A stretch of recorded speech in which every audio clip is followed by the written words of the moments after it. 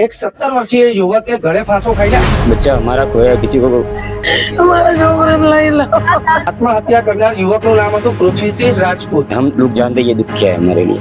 એને મારીને કેટલા અમદાવાદના ચમનપુરા વિસ્તારમાં એક 17 વર્ષીય યુવકે ગળે ફાંસો ખાઈને આત્મહત્યા કરી હતી।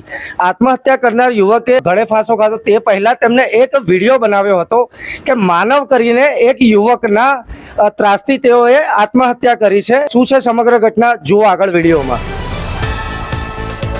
મારો છોકરો પૃથ્વીસિંહ એને કોઈ માનવ કરીને અસામાજિક તત્વએ એને બહુ માર્યો છે। એને માનવે મારીને એને ત્યાં રોડ ઉપર બહુ દોડાયો છે, બહુ દોડાઈને માર્યો છે।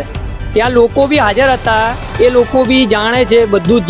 बच्चा हमारा खोया किसी को कोई तकलीफ नहीं होगी इस चीज़ से, लेकिन हम लोग जानते ये दुख क्या है हमारे लिए। इसके पिता ने इसको किस मेहनत से बड़ा किया है, कैसे प्यार से बड़ा किया था, उसने तो अपना एक सहारा खो दिया। हम लोग सिर्फ यही चाह रहे हैं, हम नहीं जानते ये कौन है व्यक्ति, मानव कौन है, क्योंकि ये चीज़ में हम गिरे ही नहीं कि ये क्या चीज़ है, क्या व्यापार कर रहा है। लेकिन ये शराब का व्यापार कर रहा है इस एरिया में, चमनपुरा के एरिया में।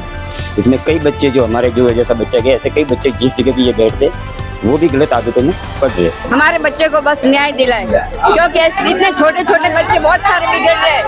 तो हमारा बच्चा तो चला गया, लेकिन और किसी का ना जाए, इसके लिए हमारे बच्चों को बस न्याय दिलाए। हमें कुछ नहीं चाहिए। हमारा वो बूढ़ा वाला छोकरा એને મારીને કેટલા મિત્રો મળતી માહિતી મુજબ આરોપી માનવ ભગવાન દાસ જેઓ આ એરિયાના ઘણા યુવકો કે જે નાબાલિગ છે, 15 વર્ષના છે, 16 વર્ષના છે, 17 વર્ષના છે, તે નશાના રવાડે ચડાવે છે, દારૂના ધંધામાં પ્રેરિત કરે છે, દારૂના ધંધાનો વેપાર કરવા માટે પ્રેરિત કરે છે, નશો કરવા માટે પ્રેરિત કરે છે। એક મા બાપે એક દીકરો ગુમાવ્યો છે।